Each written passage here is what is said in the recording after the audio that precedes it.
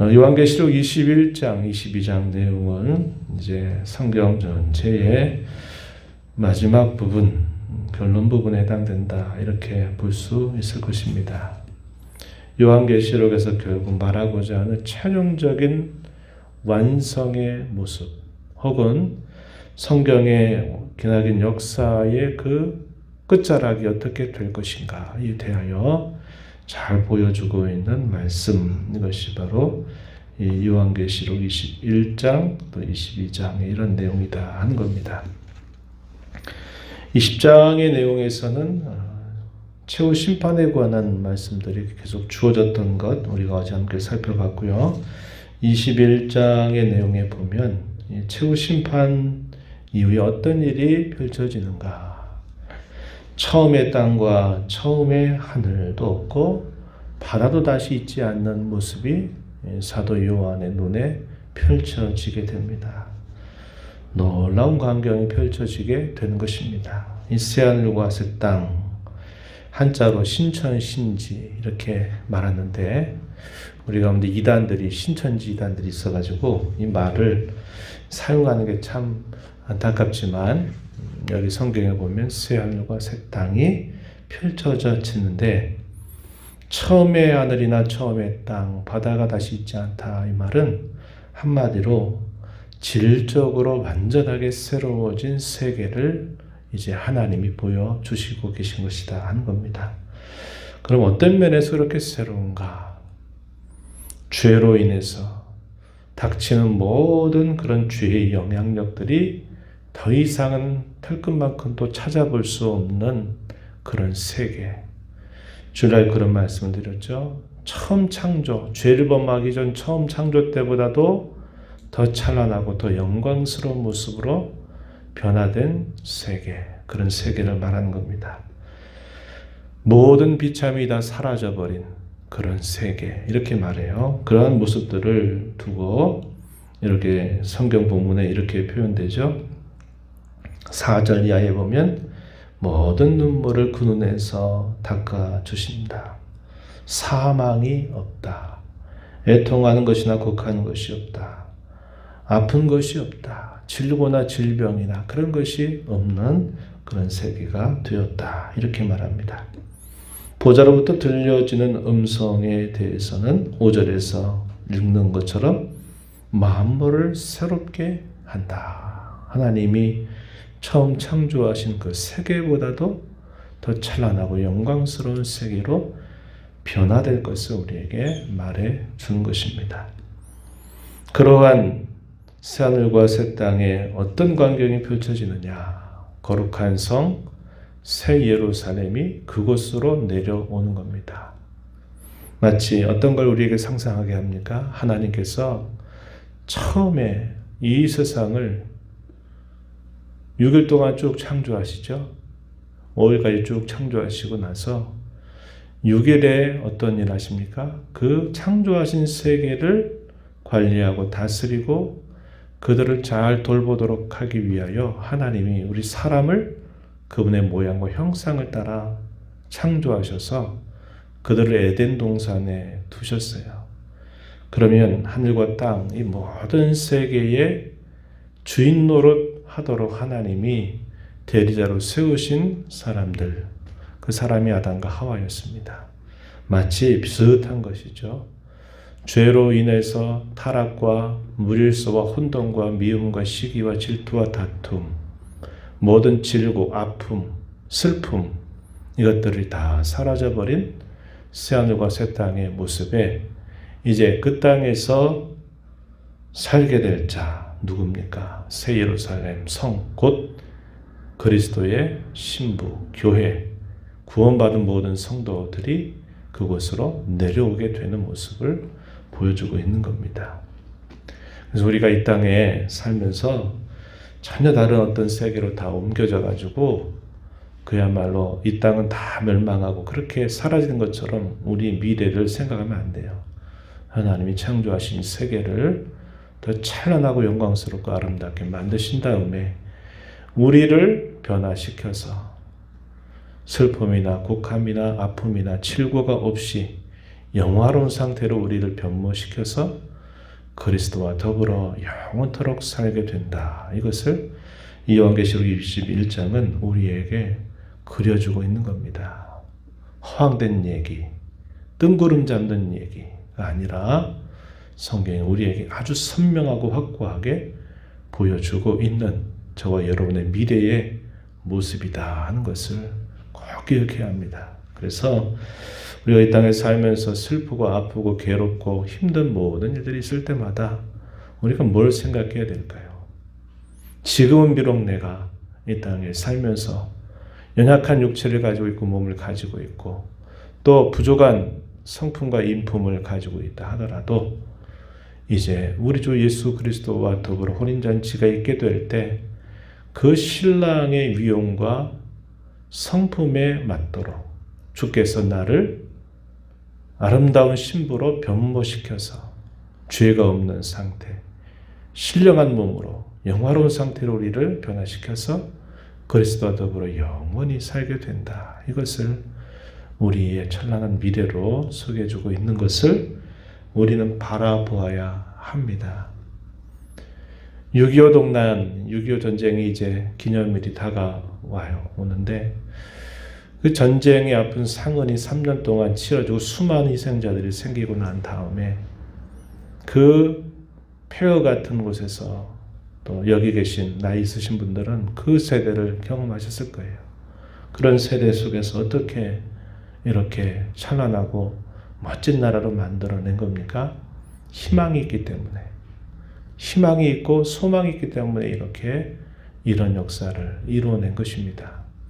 저와 여러분이 이 땅에 살면서 역경과 시련과 고난과 어려움을 이겨낼 수 있는 것도 우리에게 약속된 이런 찬란하고 영광스러운 미래를 우리가 바라보면서 주께서 우리에게 은혜 주실 것을 기대하면서 다시 일어서고 다시 힘을 내고 다시 주께서 기뻐하시는 걸음을 향하여 출발하는데 있다 하는 것을 우리는 꼭 기억하면서 하루하루를 살아가야 하겠다 하는 겁니다.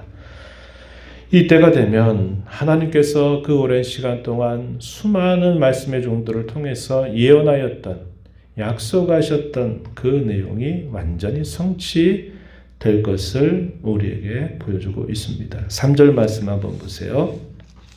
3절 내가 들으니 보좌에서 큰 음성이 나서 이르되 보라 하나님의 장막의 사람들과 함께 있음에 하나님이 그들과 함께 계시리니 그들은 하나님의 백성이 되고 하나님은 친히 그들과 함께 계신다. 이렇게 표현했습니다. 하나님의 장막이 사람들과 함께 있다. 이것은 하나님이 그 백성에게 언약을 맺으신 것을 이렇게 비유적으로 표현합니다. 그 언약의 핵심적인 골자가 어떻게 표현되느냐. 7절로 한번 가보세요. 7절 하반절을 보면 나는 그의 하나님이 되고 그는 내 아들이 되리라. 하나님이 자기 백성에게 역사 속에서 끊임없이 약속하셨던 그 언약의 내용이 완전하게 완벽하게 성취될 것을 이렇게 보여주고 있다 하는 것입니다. 그러면서 그 거룩한 성새 예루살렘은 주일날 우리가 함께 생각했던 말씀처럼 곧 누구냐? 그리스도의 신부, 곧 교회.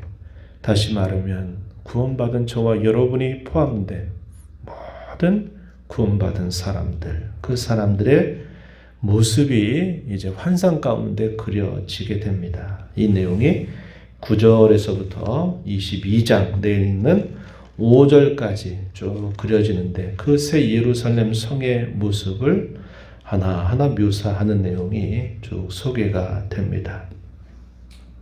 9절, 10절 중요한 구절이다. 그래서 주일 함께 나눴어요.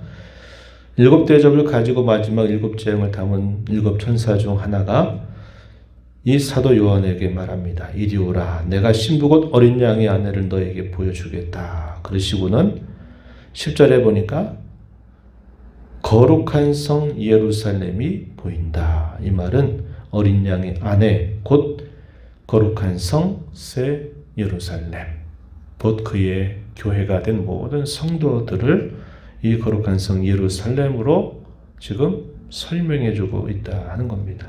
그래서 주일날에도 그런 말씀을 드렸죠. 주의해야 된다. 우리가 천국을 상상할 때 황금으로 지어진 집에 들어간다.